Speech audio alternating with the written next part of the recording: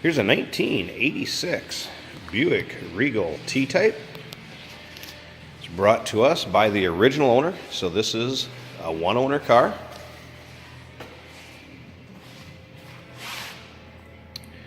This particular vehicle is rosewood in color, which was the original color on this car. Much of this paint on the car is the original paint. This car retains pretty much all its original equipment. It's had a little bit of repaint. These bumper fillers here were replaced because, as you know, they started to age and crack. The rear ones have not been replaced. Those are in decent shape, but there is an extra set that goes with the car in case you'd like to replace them. Like I said, most of this car's original paint. There's a rear quarter in the back that's had a little bit of paint work done to it. Carfax is accident free on this one. It's also a very solid car. You look at the underside pics, which can be seen at uniqueclassiccars.com. I'm going to go around some of the wheel wells here too, just to kind of show you where these cars would start to bubble and rust. Definitely around the wheel wells. And then take a look at the door jambs down on the bottoms of the doors. This car is extremely solid. You can look at the underside of the door also and see those pics at uniqueclassiccars.com. This is a very, very solid car.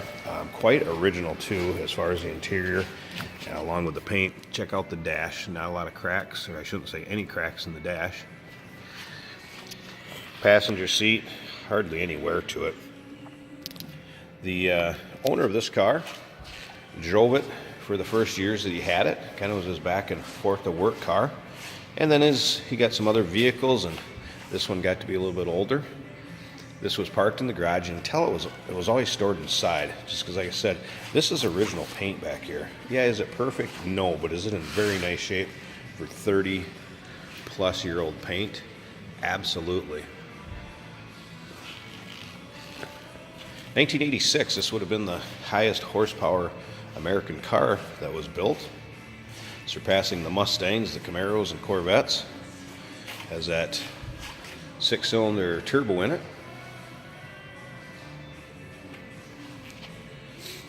There's a little over 2,300 of the Regal T-Types that were made. So it's actually more rare than a Grand National. It was into the mid 5,000, 5,500 or so Grand Nationals that were made. The one spot that does show a little bit of wear in this car is in the driver's seat. And from the gentleman that purchased this car new and drove it, as far as the rear seats, doesn't look like anybody's really even sat in the rear seats or the passenger seat. Very little anyway. And of course the headliner, very, very nice shape. Check out this door jamb over here too. We were kind of talking about how solid it is and rust and everything. Just unbelievable for a 30-plus-year-old car. Come look around above these wheel wells.